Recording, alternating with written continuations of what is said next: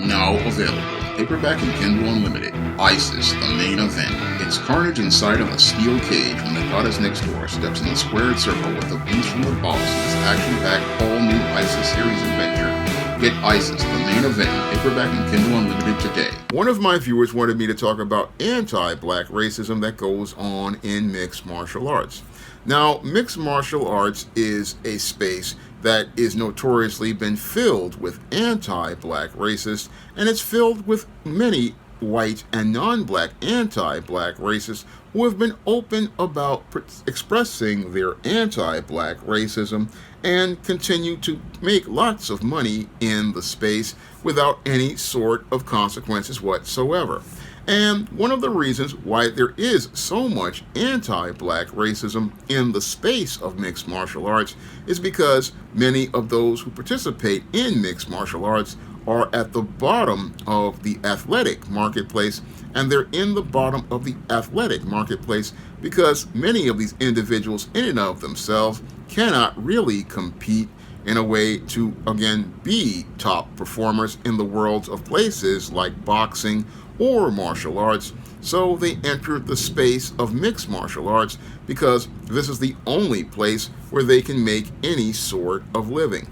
And since this is the only place that they can make any sort of living, what they want to do is look to minimize or eliminate much of their competition. They want to minimize or eliminate much of their competition because many of these people, again, they just are at the bottom of the world. And because they're at the bottom of the world, they have serious power issues. And those power issues drive those individuals. It drives those individuals to enter into this primal space in an effort to go out here and participate in this type of fighting, in the octagon, because they feel like they, again, can't compete in the worlds of actual martial arts or the world of boxing. And since they cannot go out here and compete in those worlds, they need a place where they can feel dominant and feel a sense of power. And this is where a lot of these individuals start entering into white supremacy, where they look to feel like they need to be supreme. And that white supremacy and that racism is really the reason why they express it against black competitors, is because many of these individuals are afraid of black competitors. They are afraid of black competitors basically beating them and dominating in the sports space the way black competitors have basically dominated in the world of boxing. And that's what has many of these individuals extremely insecure. It has them insecure to the point where they feel so afraid of black competitors entering into their space that they go out here and weaponize anti-black racism in an effort to intimidate and antagonize their black competitors. That's what many of those in mixed martial arts do, because many people in mixed martial arts, again, they are not really out here able to compete on the merits as related to their ability, and they have very little self-confidence and little self-esteem. So they go out here out of their fear, expressing their hatred of black competitors, by going out here and participating in actions like I've seen as people, again, a Hispanic fighter putting on blackface, and another fighter who was very popular going out here and participating in clear anti-black racism as related to a Halloween costume. I mean, many of these mixed martial arts fighters basically, again, expressed their hatred and disdain of black people as related to their sport. And with all of these people expressing their hatred and disdain of black people, what has me scratching my head is why are foundational black American people continuing to watch the sport?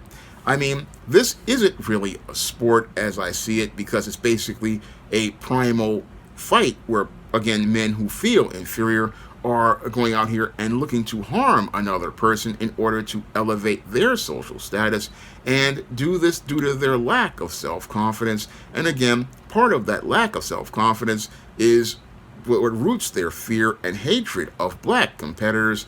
And their fear of black competitors is mainly because they fear if the space becomes filled with black athletes, like basketball, football, and boxing got filled with black athletes.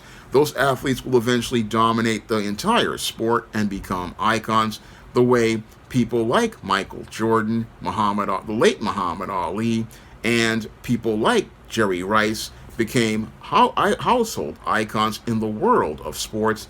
And they fear that if those black people go out here and get that success, they will surpass white people and non-black people, and they won't have a space where they can say that they have any sort of power whatsoever. Because the mixed martial artist basically, again, is way below the wrestler. At least the wrestler knows that they are participating in a sports entertainment, and everything is choreographed, but that's all, again, part of white power, because they want to feel a sense of power. That's why you don't see that many black wrestling champions, even though the most popular wrestler is The Rock, and The Rock is a black man. And again, many of them don't want to see black people in those positions of power as related to sports entertainment. And that's why it's a space that is known for having a lot of white and non-black champions, but not having many black champions. And they oftentimes try to bury many of the black wrestlers. So that's what happens a lot of times, because they want to have the white person have a place where they can have power. And the same thing goes on in the space of mixed martial arts. They want a space where they can see white males be athletically dominant. And sadly, in order for the white male and the non-black male to be dominant, they have to enter a space where they participate in the most primal of sports, where they're basically brawling inside of an octagon. That's the whole sad part of it. And any sane black person would be glad to, let's say, okay, you can have that space, because that space basically shows the white and non-black person as being a true savage. And basically, it's not a space that any real competitor would really want to be in, because a competitor, again, wants to showcase their skills on a place where they can, again, elevate the sport.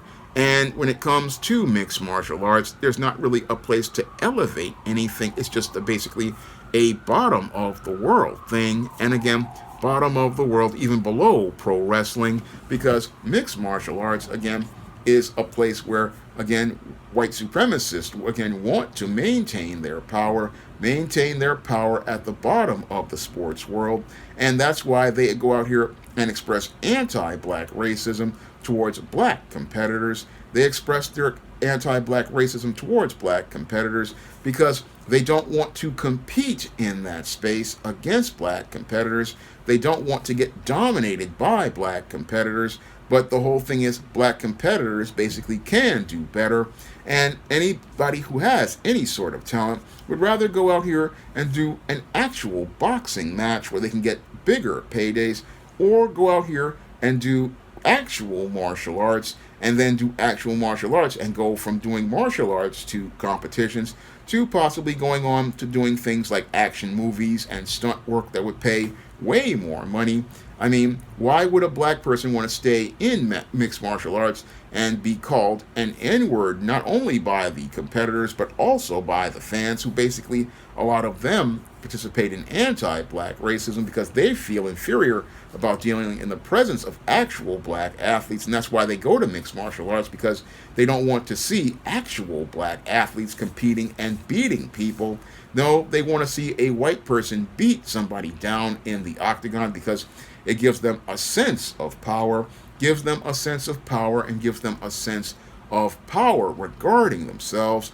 That's the only reason why they go out here and participate in MMA, because they can't make it any other way. And anybody who, again, looks at this thing, again, as related to being a black person and understands their worth and their value, a black person who understands their worth and their value ain't even wasting their time even thinking about mixed martial arts. I mean, yeah, there are a lot of racists in that sport, but that sport isn't worth the time of a true athlete. A true athlete ain't even wasting their time, again, looking to get paid to get beat up without any sort of equipment to protect your head, any sort of equipment to, again, protect your body. I mean, this is a place where you're possibly going to wind up, if you stay in the sport too long, with a bad case of CTE or any other sort of injury. So most people who they look at this go and they go, why should I do this at all? Again, the only people there are a lot of racists, because again, racists again need a place where they can feel like they can have some power and possibly get an opportunity to beat up on a black person the way they wanted to in the street. But this is one way they can do it legally. And again, after they beat up that black person, they can feel a sense of stroking their ego about participating in some violence on a black person. And again, this is not what I would even consider to be a sport. No, it's just people again participating in barbarism, plain and simple savagery. And again, if you're an intelligent black person, you don't want anything to do with this. And again, that's why there's a whole culture in places like I believe the UFC of anti-black racism. I mean, and why would you even want to be there? That's a critical question I got to ask a lot of the black fighters. I mean, there's other ways to make money that would allow you to maintain your dignity and your self-respect.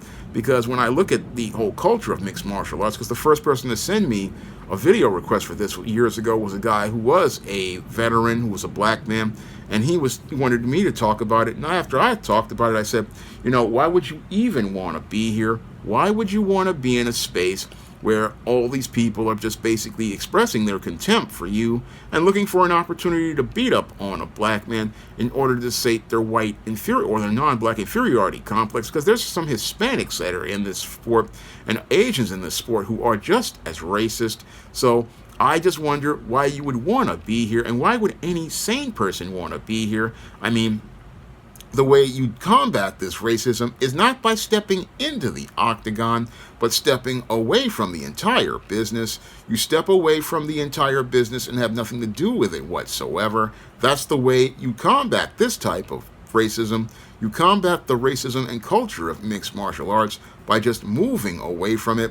Because again, as a black person, and black people as a collective, we can do better than participating in the savagery that the white supremacists say we want to participate in. But ironically, many of these same white supremacists, they basically are drawn to mixed martial arts because they love seeing that kind of violence. They love seeing that kind of brutality. They love seeing that kind of inhumanity. But what they want to do is say that black people are savage like this. But truly, when it comes to those who participate in mixed martial arts, mostly you see white and non-black faces, and they do this because, again, it's a release for their anti-black racism. It's a release for them to be able to harm black people. And again, they get their jollies from not just participating in brutalizing people, but by humiliating black people. And that's what has me scratching my head about why any black person would want to enter the entire circle of mixed martial arts. Now, I wrote a story that was around the whole circle of mixed martial arts in the ISIS series called ISIS: The Ultimate Fight, and you can find that book on Amazon.com in paperback and Kindle format. You can also find it at other online booksellers like Draft Digital, Google Play, Barnes & Noble, and big box retailers like Walmart and Target. And in that story, Isis winds up taking on the Greek goddess Nemesis, who is in the world of mixed martial arts due to issues she's having as related to her sense of inferiority, and that is all explored in several following up story arcs such as Isis: Power of the Princess and Isis: The Main Event. And you can find those two books along with Isis: The Ultimate Fight on Amazon.com. And you can also find other books in the SJS Direct universe on Amazon.com in paperback and Kindle format.